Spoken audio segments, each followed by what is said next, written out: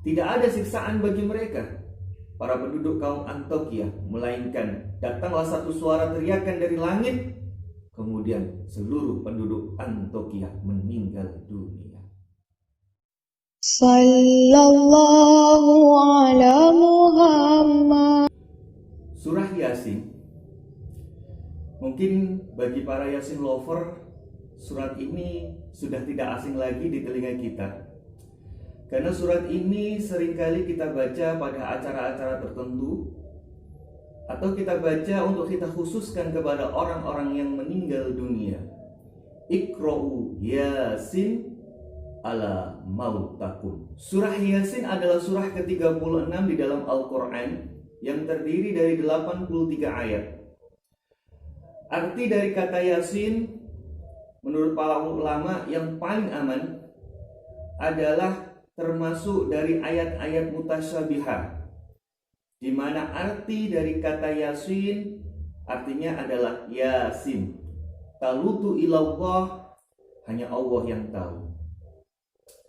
Apa hikmah-hikmah yang bisa kita petik dari surah Yasin yang diturunkan oleh Allah Subhanahu wa Ta'ala kepada kita melalui baginda Rasulullah Muhammad SAW sebagai pedoman hidup kita menjalani kehidupan ini di dunia?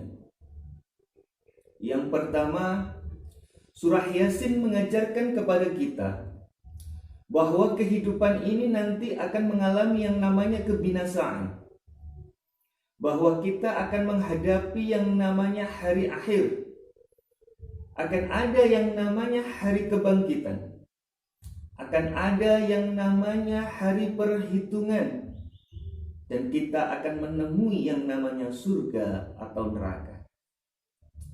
Maka Allah memberikan petunjuknya, mengajarkan kepada kita agar mengikuti agama yang lurus, agar kita sebagai manusia menyembah kepadanya.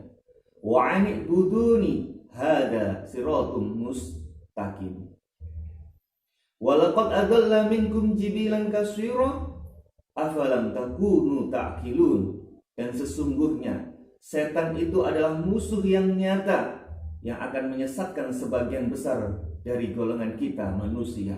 Dan apakah kita tidak menyadari hal itu? Yang kedua, Yasin mengajarkan kepada kita, al-yauma nahtimu ala afwahihim wa tukallimuna aydihim wa tashhadu arjuluhum bima kanu yaksibun. Pada hari itu, mulut kita ini akan dikunci. Tangan dan kaki akan menjadi saksi terhadap apa-apa yang telah kita lakukan selama di dunia. Yang ketiga, Yasin mengajarkan kepada kita sebuah kisah yang disebut dengan Ashabul Qaryah. Wadrib lahum masalan ashabal qaryah idza ahal mursalun. Adalah dikisahkan perumpamaan sebuah negeri yang disebut dengan negeri Antioquia, di mana datangkan dua utusan kepada mereka untuk menyeru kepada Allah dan meninggalkan segala kemaksiatan di negeri tersebut. Namun para utusan itu didustakan oleh para penduduk negeri Antioquia. Kemudian didatangkan kembali utusan yang ketiga untuk menguatkan menyeru kepada Allah. Namun tetaplah sama, para penduduk Antioquia tidak mau menyembah kepada Allah. Apa yang dikatakan oleh penduduk Antioquia? Mereka berkata, sesungguhnya kami bernasib malang atas kedatangan kalian.